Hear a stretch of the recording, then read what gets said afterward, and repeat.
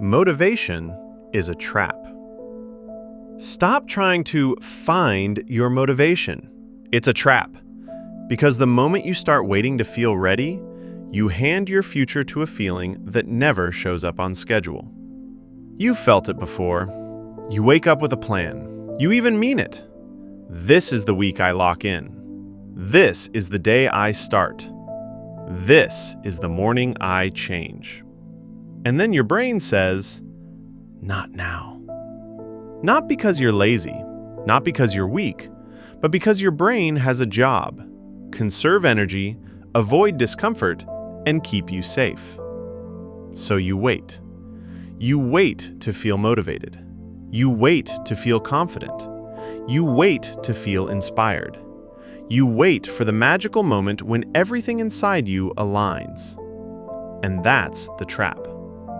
Motivation is unreliable. It visits when life is easy and disappears when the work matters. It's like a friend who shows up for the party, then vanishes when you need help moving. So here's the truth. If your plan depends on motivation, you don't have a plan. Now listen carefully, because this is the pivot that changes everything. You don't need motivation. You need dopamine discipline. Quick translation. Dopamine is your brain's go-do-it chemical. Dopamine is the brain's motivation and reward signal.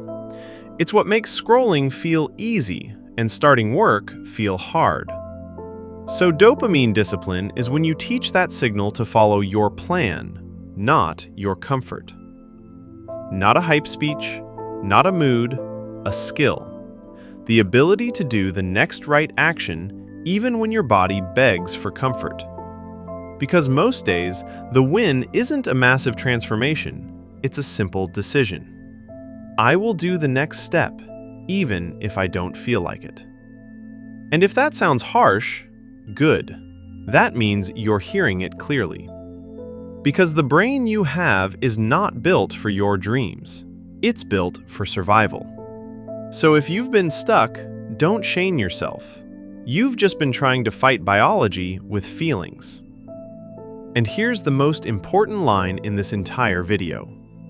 Most of the time, action creates motivation, not the other way around. The first step is the spark. So if motivation can't be trusted, what can? In the next chapter, I'll show you what your brain is doing in the background and how to build a system that works even on low days. The tension. Your brain loves familiar, even if it's toxic. Your brain isn't asking, what's best for me? It's asking, what's familiar and what keeps me safe? That's why change feels heavy.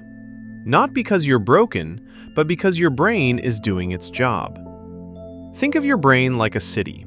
Every habit is a road. The roads you travel every day become wide, smooth, and automatic. The roads you never travel stay thin, dark, and unfamiliar. And your brain prefers the wide road, even if that road leads to a life you don't want. That's why motivation feels random. Because motivation often shows up when the path feels easy, when your brain expects a reward without resistance. But when the path is new, your brain calls it danger, even when it's growth. Now here's the uncomfortable truth. Your brain loves what's familiar, even if it's toxic. The familiar procrastination, the familiar distractions, the familiar "I'll start tomorrow," the familiar excuses that sound like logic.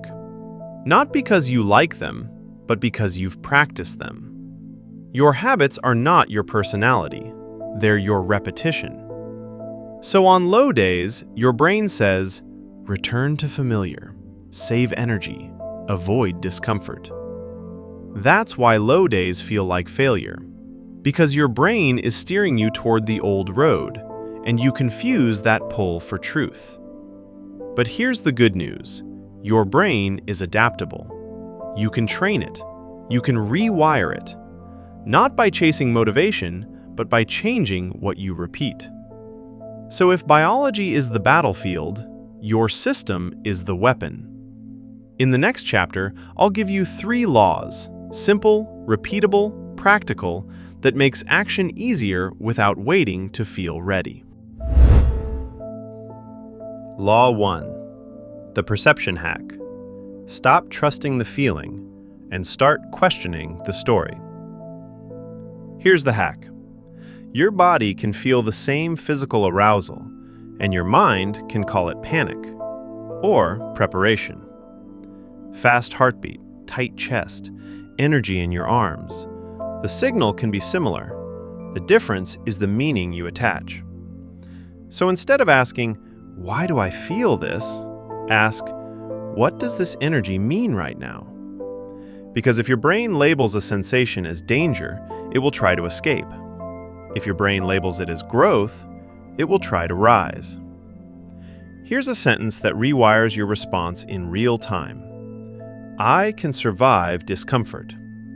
Not, I love discomfort. Not, this feels amazing. Just, I can survive it. That one sentence turns panic into capacity. Now the deeper layer. You don't see with your eyes, you see with your mind. 2 people can stand in the same room and walk away with 2 different realities. Because your brain doesn't record life like a camera, it interprets life like a storyteller. So your interpretation becomes a lens. And here's why your words matter. The words you repeat become instructions. If you keep telling your brain, I'm behind, I'm not ready, I always fail, your brain treats that like a script and starts filtering reality to match it. It will highlight every mistake, every rejection, every proof that you're not that person. So speak power, not pity. Not fake positivity, not pretending everything is perfect. Power is simple, practical language like, I'm learning, I'm practicing. This is hard and I'm doing it anyway. One step. That's power. And here's a major FOPO, fear of people opinions style carryover. Labels create states. If you label every moment as a test, you live in monitoring. But if you label it as practice, you create room to improve. Test says, don't fail. Practice says, get better. So law 1 is simple. Change the meaning, change the move. But even with the right mindset, willpower still gets bullied by your surroundings.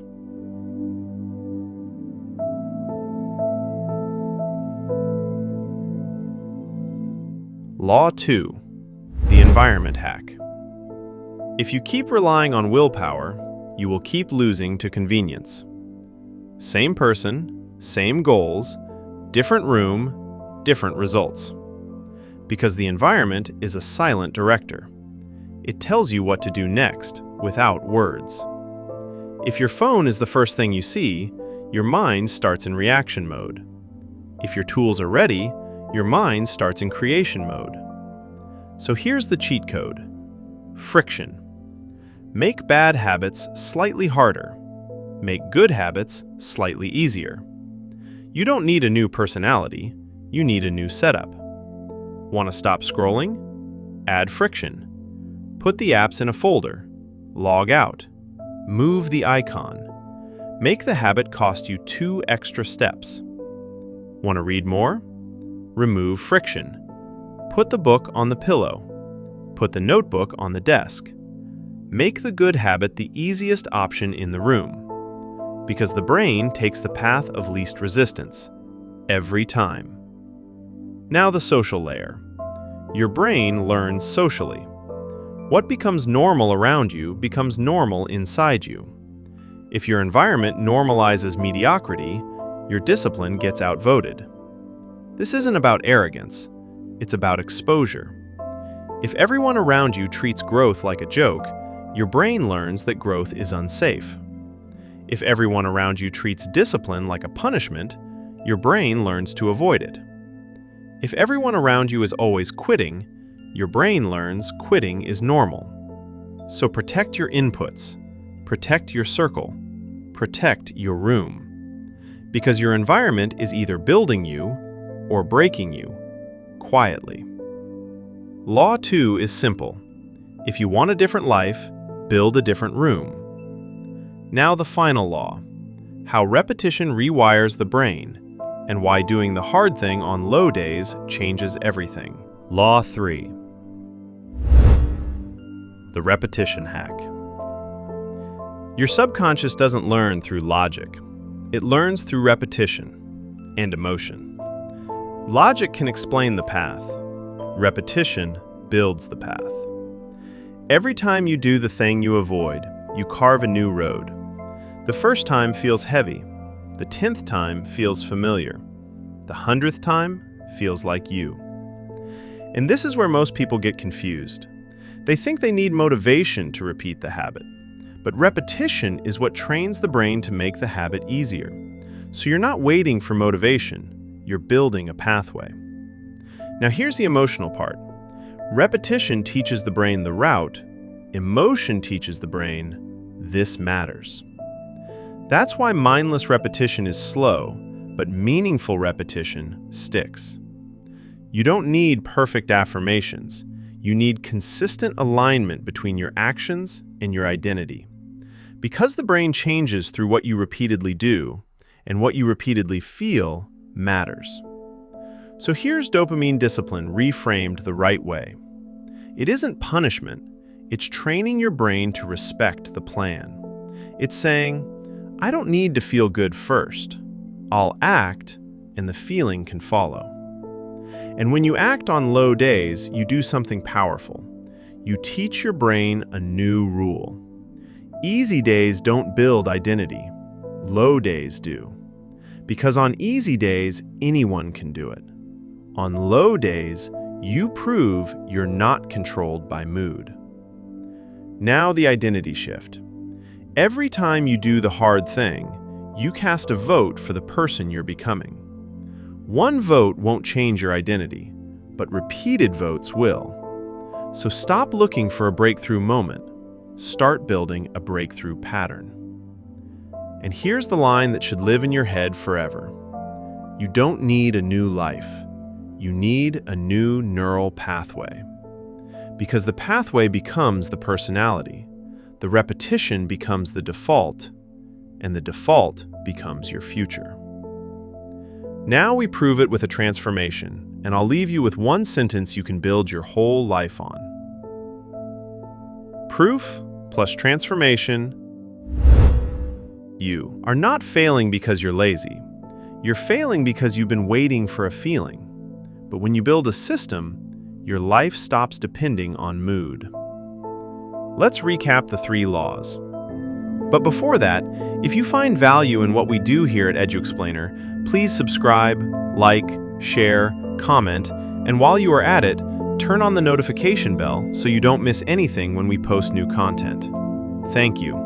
Let's get back to it. Law 1. Change the story you attach to the signal. Law 2. Change the room that shapes your defaults. Law 3. Repeat the hard thing until it becomes you. That's the hack. No hype required. And now the sentence. Stop waiting for a new life. Go build a new neural pathway. Because when your pathway changes, your behavior changes. When your behavior changes, your results change. When your results change, your identity catches up. So start small, but start today. 1 step, 1 rep, 1 vote. If this helped you, share it with someone who's stuck in the motivation trap. And subscribe, because we build systems here, not moods. Build a new neural pathway.